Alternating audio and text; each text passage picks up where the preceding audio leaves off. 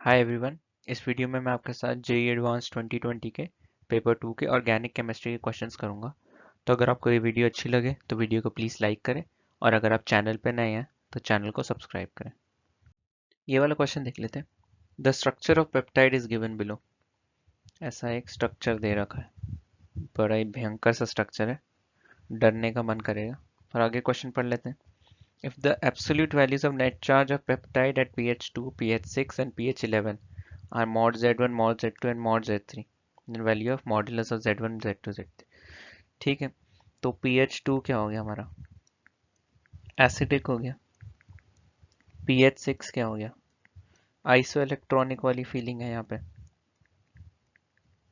क्योंकि acidic groups थोड़े ज़्यादा हैं इसमें। यहाँ पे 3 एसिड ग्रुप है और 2 बेस ग्रुप है, तो थोड़ा हमारा आइसो इलेक्ट्रॉनिक पॉइंट 7 से नीचे की तरफ ही होगा। पर तो 6 को आइसो इलेक्ट्रॉनिक पॉइंट वाली फीलिंग है। अब pH 11 पे बेसिक हो गया, तो pH 2 पे क्या है? ये वाले NH2 प्लस पे आएगा और ये वाले NH2, तो NH3 प्लस दोनों बन जाएंगे। तो मॉड Z1 क्या हो गया हमारा? 2। pH 6 दे लेते हैं, ये दोनों तो प्लस आएगा ही, यहाँ पे एक नेगेटिव आएगा और एक यहाँ पे नेगेटिव आएगा। ये एसिड है, तो क्या हो जाएगा? मॉड Z2 2 माइनस 2 का मॉड 0 हो गया। और जब बेसिक है 11 पे, तो इन दो पे तो नेगेटिव आएगा, इस पे भी नेगेटिव आएगा क्योंकि वीकली एसिडिक होता है। और मॉड Z3 क्या है हमारा? 3। तो इनका जब सम निकालेंगे तो आ जाएगा 5। इसका आंसर है 5। ये वाला क्वेश्चन देख लेते हैं। Consider the following 4 compounds. कुछ दे रखे हैं हमें, तो क्या बोल रखा है? बेसिसिटी कंपेयर करनी। तो सबसे ज़्यादा बेसिक तो 2 होगा, सबसे ज़्यादा बेसिक 2 होगा, क्योंकि इसका ये जो कंपाउंड है हमारा N, ये जो मिथाइल ग्रुप्स हैं, इसके वजह से बहुत ज़्यादा स्टेरिक हिंड्रेंस आ जाता है और जो लोन पेयर है वो नीचे रेजोनेंस नहीं कर पाता। तो ये नाइट्रोजन की जब हम अपनी हाइब्रिडाइजेशन देते हैं तो sp3 आती है, और हमें पता है sp3 हाइब्रिडाइजेशन नाइट्रोजन की is more basic than sp2 hybridization nitrogen की। तो हमारा ऑर्डर क्या हुआ? 2। फिर उसके बाद 4 भी उसकी तरह ही है, पर 4 उससे कम बेसिक है क्योंकि NO2 माइनस आई इफेक्ट से कुछ खींच रहा होगा। फिर 1 आएगा और फिर 3 तो बहुत ही बेकार हो जाएगा। तो ये तो हमारा हो गया बेसिसिटी ऑर्डर, तो ए तो गलत हो गया। बी ऑप्शन क्या है? Magnitude of pKb difference between 1 and 2 is more than between 3 and 4। नहीं, 3 तो इतना बेकार बेस है कि इसका पीकेबी जो है बहुत ज़्यादा होता है, मतलब बहुत ज़्यादा होता है। तो 3 और 4 का डिफरेंस तो बहुत ज़्यादा होता है 1 और 2 से, तो ये तो गलत ही है। सी देख लेते हैं। Resonance effect is more in 3 than in 4। बिल्कुल सही बात है, 3 में ज़्यादा रेजोनेंस है, 4 में कम है, क्योंकि यहाँ पे स्टेरिक इफेक्ट है। तो ये sp3 होगा तो लोन पेयर इस प्लेन में नहीं होगा, तो रेजोनेंस नहीं हो पाएगी। तो सी करेक्ट है। Steric effect makes compound 4 more basic than 3, ये भी हमने बात कर ली। तो इस क्वेश्चन का हमारा आंसर हो गया सी एंड डी। मॉडरेट लेवल का क्वेश्चन था ये वाला क्वेश्चन देख लेते हैं। Consider the following transformations of compound P. एक कंपाउंड पी है, उसमें 3 रिएक्शन कराए हैं, तो ऐसे ऐसे प्रोडक्ट्स बन रहे हैं, तो हमें करेक्ट ऑप्शंस बताने हैं कि पी, एक्स और आर के हैं।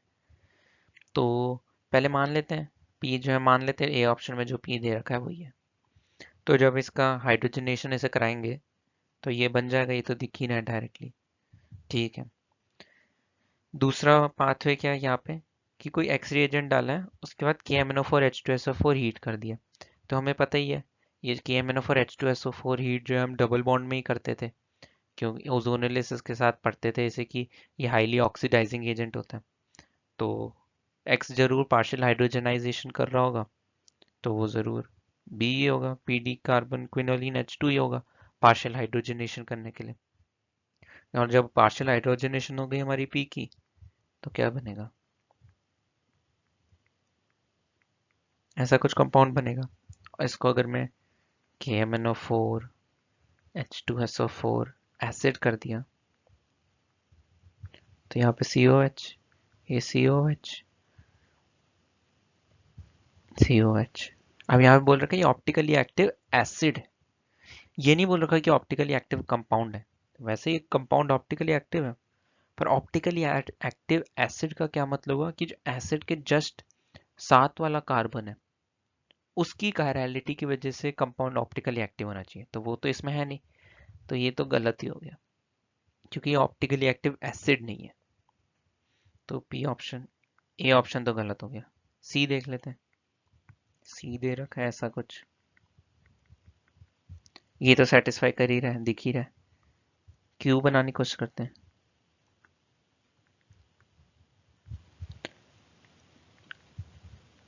क्यू कुछ ऐसा आ गया, और ये ऑप्टिकली एक्टिव है, एसिड है, क्योंकि इस COH के साइड वाले कार्बन की कायरलिटी की वजह से ये ऑप्टिकली एक्टिव बन रहा है।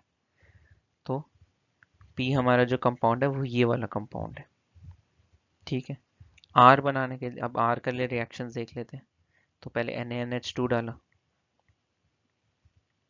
तो हमारा ये वीकली एसिडिक है, तो ये ऐसे बनेगा। फिर हमारा क्या डाला, कीटोन डाल दिया, तो न्यूक्लियोफिलिक एडिशन हो जाएगी, तो यहाँ पे ऐसा कुछ OH CH3 और पीएच बनेगा, और फिर H3O प्लस, और हीट कर दिया तो अब वाटर निकालने वाली फीलिंग ही है, तो यहाँ पे डबल बॉन्ड गिरेगा और ये CH2 ये कंपाउंड बन जाएगा। तो देख लेते हैं आर हमारा क्या दे रखा है, डबल बॉन्ड कि बिल्कुल नेक्स्ट कार्बन पे, नहीं यहाँ पे तो नहीं है, तो ये भी गलत है। तो इसका आंसर तो बी और सी हो गया। मॉडरेट लेवल का क्वेश्चन था ये, इतना भी मुश्किल नहीं था। ये वाला क्वेश्चन देख लेते हैं। Consider the reaction sequence from P to Q shown below.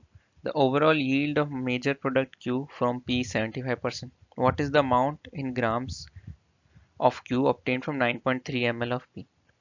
तो इसकी डेंसिटी 1 ग्राम पर ml दे रखी है, तो हमें पता चल गया 9.3 ग्राम ऑफ P है, और इसका मॉलिक्यूलर फॉर्मूला कितना होता है, C6H5NH2। इसका मॉलिक्यूलर वेट कितना आ गया, 93 आ जाएगा, तो number of moles of P 0.1 मोल हो गया। और पहली बात हमें ये पता है 1 mole of P 1 mole of Q ही देना है, बैलेंस्ड ये रिएक्शन। तो अब रिएक्शन करा देते हैं।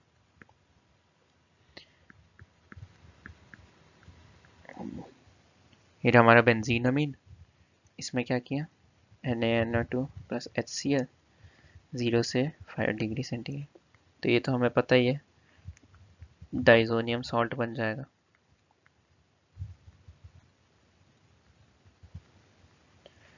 अब क्या करा है, बीटा नैप्थल, तो ये भी बहुत स्टैंडर्ड ही है। नैप्थल के ऑर्थो पोजीशन पे जो है हमारा ये इलेक्ट्रोफाइल जो हमारा बनाया है डाइजोनियम का, ये अटैच हो जाएगा, अल्फा पोजीशन पे अटैच कर दिया। ठीक है, और फिर उसके बाद अब ये बेसिक मीडियम में है तो O माइनस हो जाएगा, और फिर हमने एसिड डाल दिया तो वो OH ही हो गया। तो ये हमारा फाइनल Q बन गया। अब देख लेते हैं, ये कंपाउंड का हमें मॉलिक्यूलर वेट पता होना चाहिए, क्योंकि अब 0.1 मोल से हमारा 75% यील्ड के साथ Q बना है, तो 0.07 मोल ऑफ Q बनेगा, 75% यील्ड है। हमें अब वेट निकालना है Q का कितना बना है, तो उससे मॉलिक्यूलर वेट पता होना चाहिए इस कंपाउंड का। तो इसका पहले देख लेते हैं क्या है, तो देख लेते हैं 1 2 3 4 5 6 7 8 9 10 11 12 13 14 C16H12 N2O। इसका मॉलिक्यूलर वेट देखें तो 248 आ जाएगा, और ग्राम्स ऑफ क्यू ऑब्टेन्ड हो जाएगा 248 इंटू 0.075, वो आ जाता हमारा 18.6 ग्राम्स। तो 18.6 ग्राम्स ऑफ क्यू हमें मिल जाएगा। मॉडरेट लेवल का ही सवाल है, क्योंकि इसमें थोड़ी फिजिकल स्टोइशियोमेट्री भी डाल रखी है और ऑर्गेनिक भी है। सो थैंक यू गाइज ये वीडियो देखने के लिए। अगर आपको ये वीडियो पसंद आए तो वीडियो को प्लीज़ लाइक करें, और अगर आप चैनल पर नए हैं तो चैनल को सब्सक्राइब करें। और अगर आपको ये वीडियो बहुत ही अच्छी लगी हो तो इसको अपने फ्रेंड्स के साथ शेयर करें, जो जेई की प्रिपरेशन कर रहे हैं कि उनको भी पी वाई क्यूज़ में हेल्प हो सके। So thank you.